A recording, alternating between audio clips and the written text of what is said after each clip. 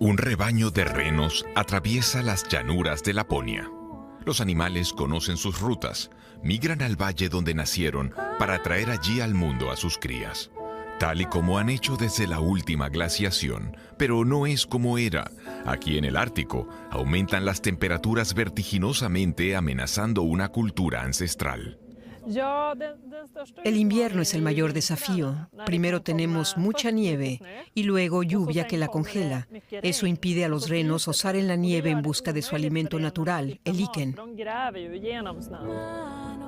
Los renos son listos, husmean su alimento hasta a 2 metros de profundidad, pero solo cuando la nieve está tan suelta que no se puede hacer ni bolas. En los últimos 20 años, los inviernos han sido todos diferentes. Un año había muchísima nieve, al otro lluvia, un año cálido, al siguiente un invierno normal. Pero ninguno ha sido igual al anterior. Algo se ha alterado en la naturaleza.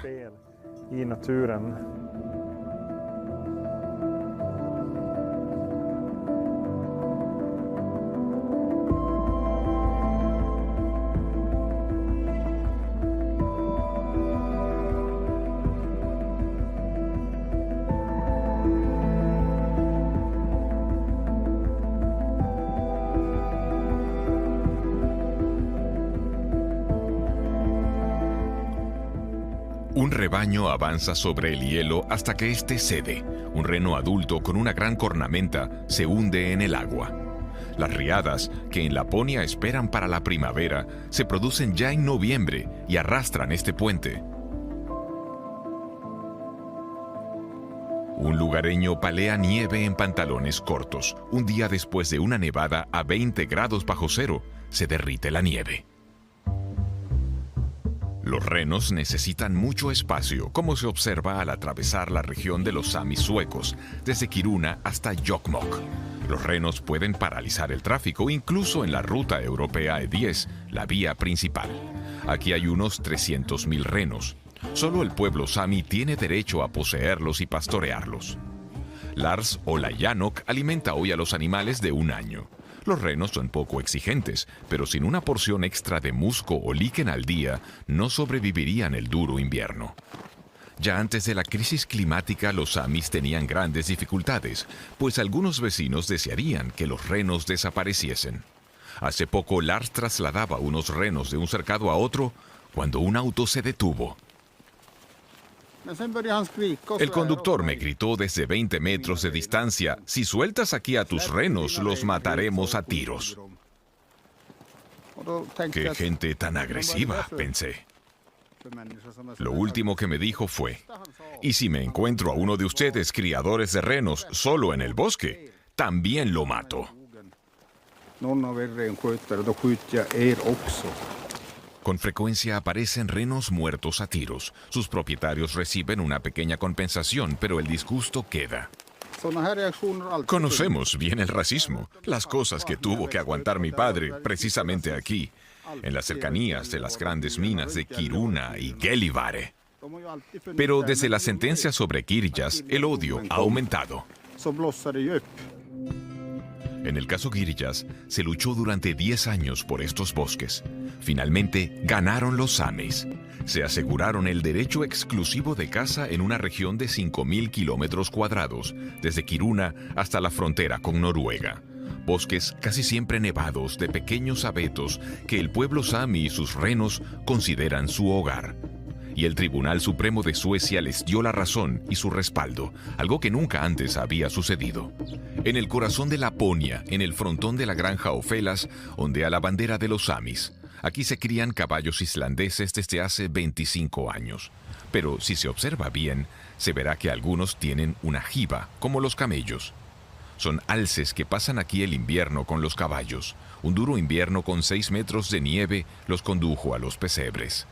Para el granjero fue una cuestión de honor no expulsar a los intrusos. Estas son sus tierras y se siente responsable de todo lo que pasa aquí.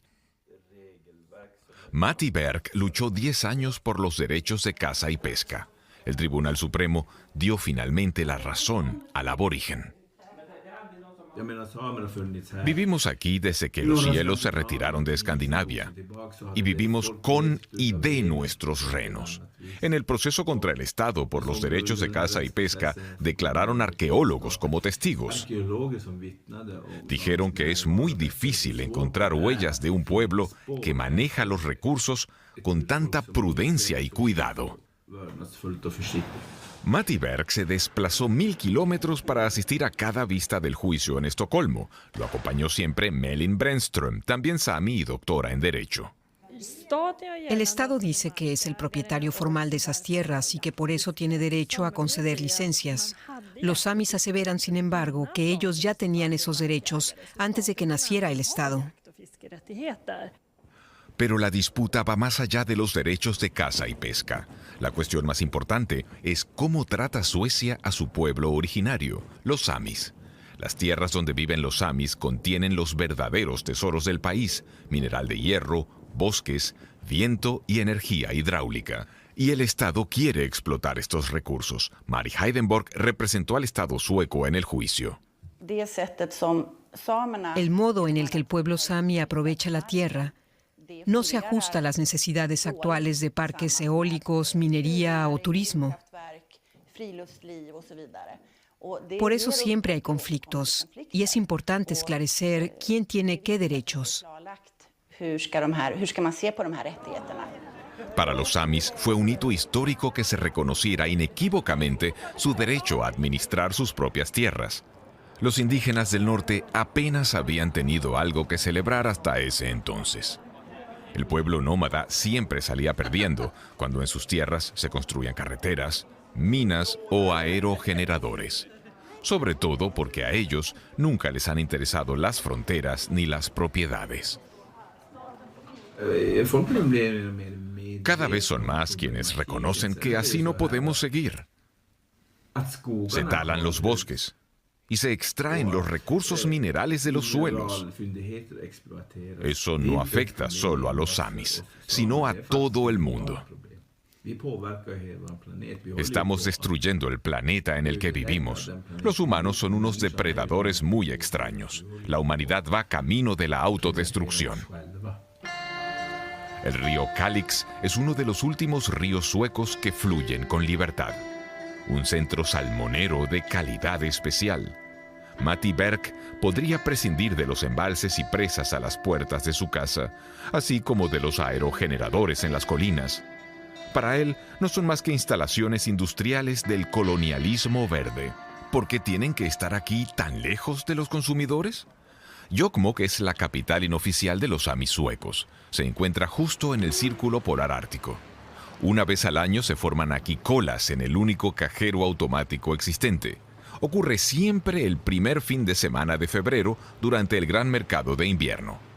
El mercado de Jokkmokk se celebra ininterrumpidamente desde hace 415 años. Otro hecho que los samis registraron como una victoria fue la visita de los reyes suecos al Círculo Polar Ártico después de tanto tiempo. Un gesto de respeto al pueblo indígena que habita estas regiones desde hace milenios, incluso mucho antes de que Suecia se convirtiera en una monarquía.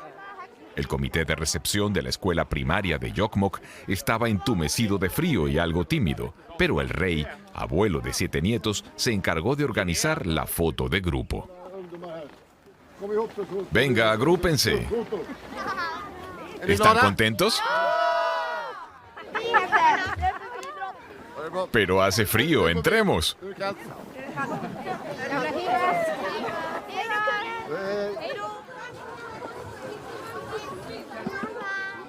Luego, una clase de historia con el rey. A los jóvenes les gusta que la reina Silvia vista sus colores y un vestido que recibió de regalo aquí mismo hace 27 años durante su primera visita.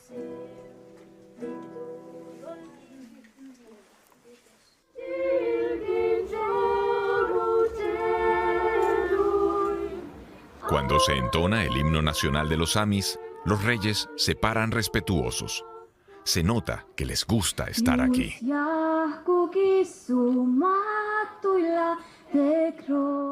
El rey Carlos Gustavo toma la palabra. Verde, símbolo de todo lo que crece.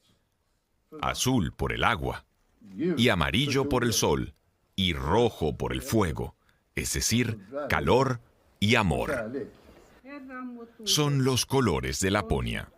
No habló del frío, pero la postura de sus pies hace suponer que el tiempo estaba algo fresco, como para pronunciar largos discursos al aire libre. Había 13 grados bajo cero. Hubo días más fríos. Llevo puesto este lindo vestido y naturalmente algo por encima. Cómo protegerse del frío es algo que se aprende con el tiempo y sobre todo de los samis. Se puede aprender de los aborígenes. Habría que escucharlos y no solo aquí en Suecia. Luego pasean un poco por el tradicional mercado de invierno. Para sus majestades de Estocolmo, una bienvenida alternativa a las audiencias y visitas de Estado. Para los samis, la visita real es también un bienvenido espaldarazo, pues sus tierras son muy codiciadas. No está nada mal que el rey y la reina estén de su parte. El día después de la visita real, tiene lugar también en el Círculo Polar Ártico una acción de Fridays for Future. La joven activista Greta Thunberg ha venido a aprender de los samis, según sus palabras, pero termina siendo ella quien acapara la atención. Estamos viviendo una aguda crisis medioambiental y climática. De los últimos 20 años, 19 han sido los más cálidos de la historia. En Suecia, la temperatura media en enero de este año fue entre 5 y 10 grados más alta que antes. En este baluarte del pueblo sami, Greta atrae casi a tanta gente como la reina Silvia. Todos quieren ver a la joven que se enfrentó a Donald Trump. Greta, por su parte, se esfuerza por no estar en el centro de atención y desvía la mayor parte de las preguntas hacia los activistas locales. Aquí en el Ártico es donde se nota antes. Los cambios son 2 o 3 veces más rápidos. Los indígenas están al frente de esta lucha y con frecuencia son los que más sufren. Su lucha es también nuestra lucha.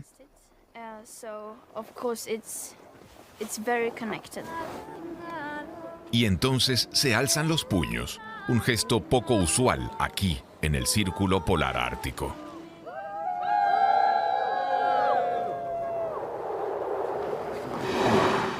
A pesar del cambio climático, Laponia sigue siendo una región fría. Aquí sigue habiendo días en los que el termómetro marca 38 grados bajo cero, como hoy. El tren que transporta minerales de Kiruna hasta Narvik sigue viajando a intervalos y en las pausas entre los trenes, los renos se adueñan de las vías. Los animales caminan a lo largo de las líneas y las carreteras y los autobuses los siguen lentamente. En días así, los renos tienen preferencia. Pero en algún momento el invierno también llega a su fin en Laponia y da paso al verano. La nieve se derrite en pocos días. En pleno solsticio de verano, un grupo de peregrinos modernos viaja a las montañas. Van a pie, llevando consigo grandes balas de tela a 1.400 metros de altitud. Acciones como esta ya se realizaron en el pasado en los Alpes, pero entonces se optó por la variante más cómoda y se viajó en helicóptero. Claro que con el consiguiente consumo de combustible. El objetivo de la misión es proteger una parte del glaciar más meridional de Suecia de los rayos del sol. El objetivo es que la lona frene un poco el proceso de descongelación. El glaciar Helax es tan pequeño que apenas tiene una delgada capa de hielo. Un mes después de la espectacular acción, nos acercamos de nuevo al glaciar. 500 metros de ancho por 50 metros de espesor, tendencia menguante. El sol lo afecta más ahora, que brilla unas 16 horas al día. Erik, el guía, nos explica algo apenas perceptible a simple vista. Allá arriba se ve una grieta, y a lo largo de todo el borde derecho de la nieve hacia abajo puede verse una estructura blanca.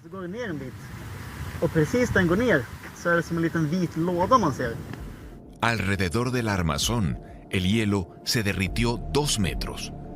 Ese era el objetivo, hacer visible el nivel de descongelación. Le preguntamos a Erik qué perspectivas tiene el glaciar. En lo que nos queda de vida, ¿cuánto tiempo más lo veremos? Lamentablemente, habrá desaparecido cuando tenga 50 años. O sea, en unos 30 años desaparecerá, si no logramos ampliar el proyecto y cubrir todo el glaciar durante el verano.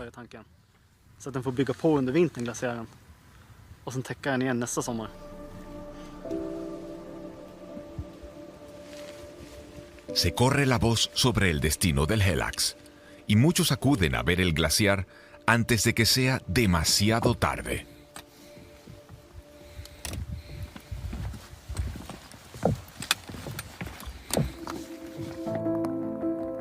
A finales de septiembre se recoge todo con mucho cuidado. Se intenta no dejar huellas. Todos los que ayudan aquí lo hacen voluntariamente y sin remuneración.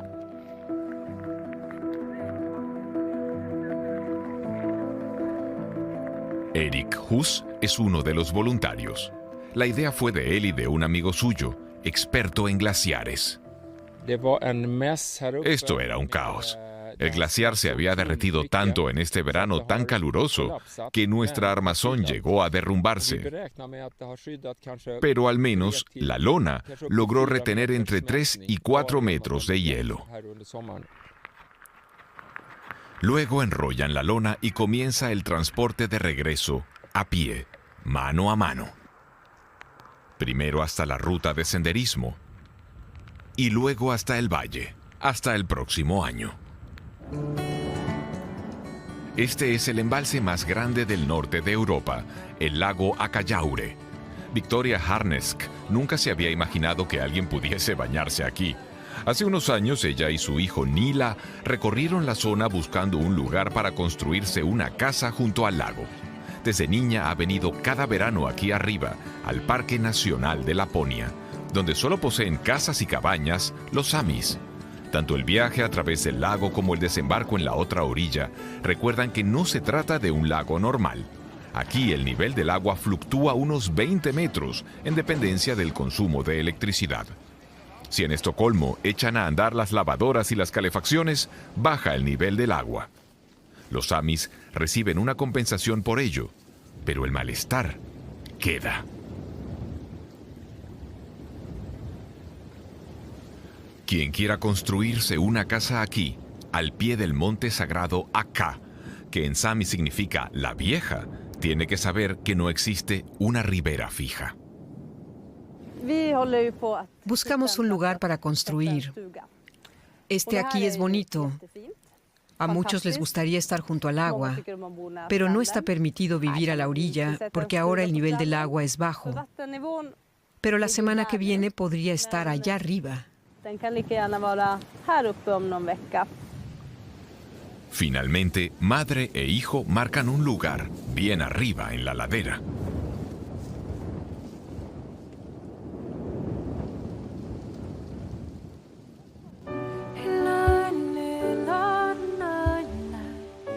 Ahora, 5 años después, la casa está terminada, aunque no tienen aún agua corriente ni electricidad.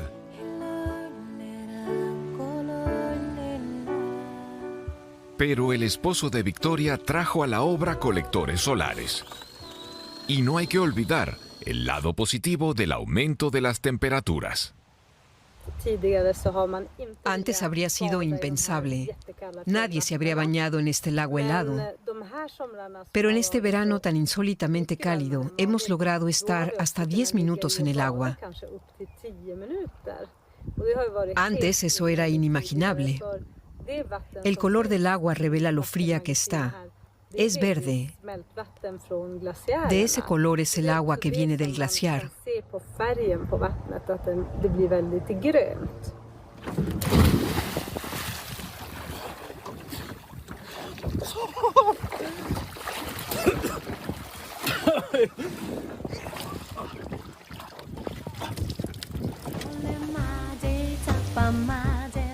El verano llega a su fin. A mediados de septiembre, los bosques al pie del monte Kebnekaise, la montaña más alta de Suecia, adquieren el color de la zarzamora madura. Si alguien conoce bien las diferencias entre la nieve húmeda y la nieve virgen, esa es Ninnis Rosqvist. Estuvo 20 años al frente de la estación de investigación del monte Kebnekaise y es conocida por su llamado de urgencia: «Socorro, mi lugar de trabajo se derrite». Juntos subimos a la cabaña de Abisko, desde donde se puede observar muy bien la aurora polar en invierno. Los Sami siempre dicen no a todo lo que les represente una amenaza, ya sea la explotación forestal, las minas o la energía eólica. Pero no tienen pruebas, nada concreto. Y los científicos sí las podemos aportar. Ya ha pasado una generación desde que ella, siendo una joven investigadora, tomaba pruebas de agua del glaciar diariamente para su jefe. Pero hace unos 8 años empezó a cooperar con los pastores de renos de la región, un fructífero intercambio de conocimientos. Los pastores tienen una memoria ancestral y los científicos la tecnología adecuada para determinar el viento y el tiempo. Hoy han avanzado algo y los samis son los socios más importantes de la investigación, sin hablar de los propios renos.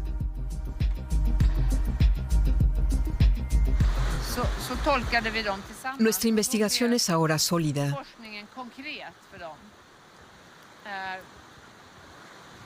Los samis colocan GPS a sus renos y nosotros les damos medidas de la nieve y registramos la migración de los animales.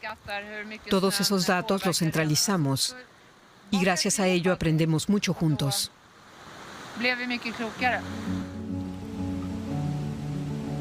Otoño en la meseta de Amarnes. Las primeras heladas se sienten en el aire. Es el momento en el que los pastores llevan sus renos al valle.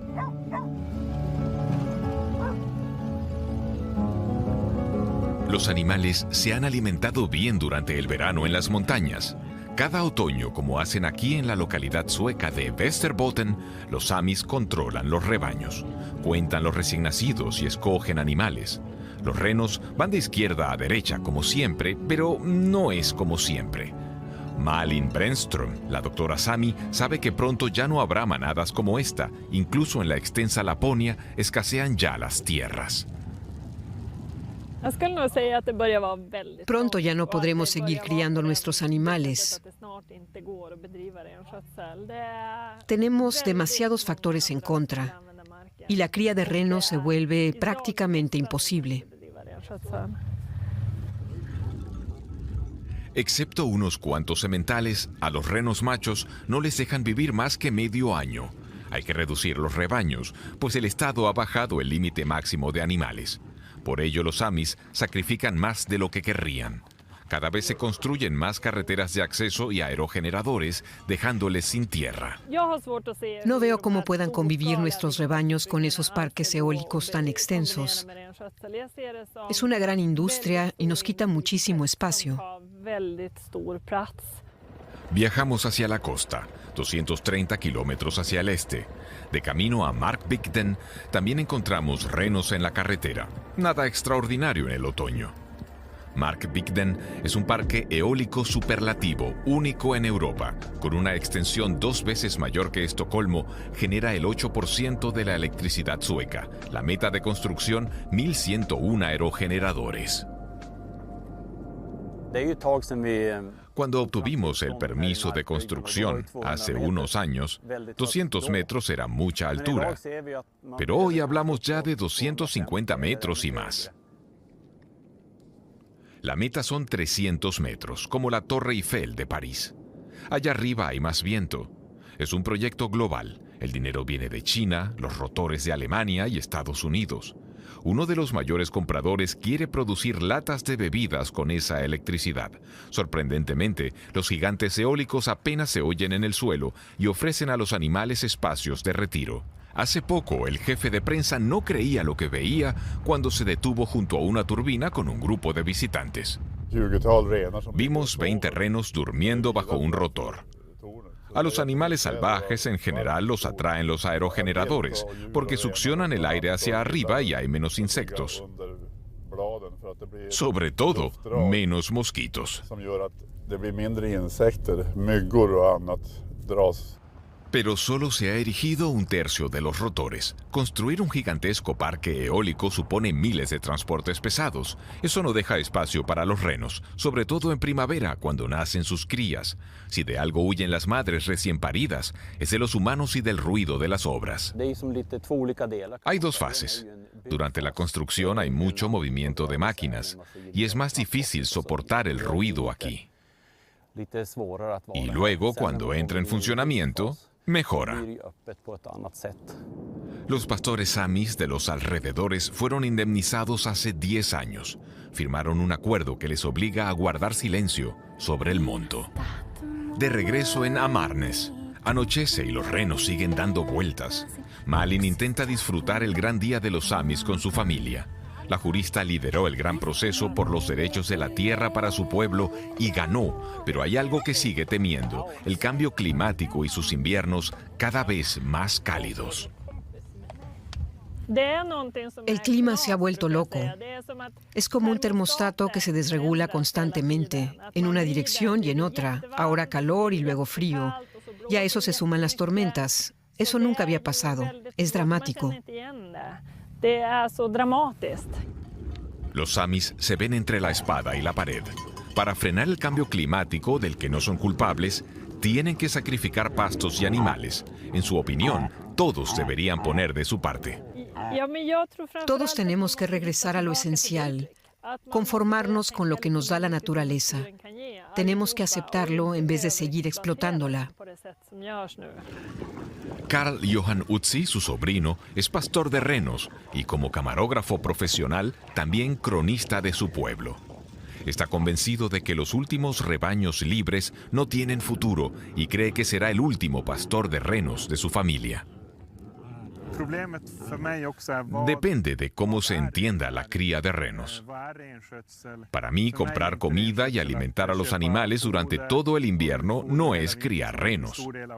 Eso es lo que hacen en grandes partes de Finlandia, lo que se hace con las reses, los caballos o los cerdos. Pero la cría de renos consiste en que los animales se muevan libremente por la naturaleza y busquen su alimento. Y eso será muy difícil en el futuro.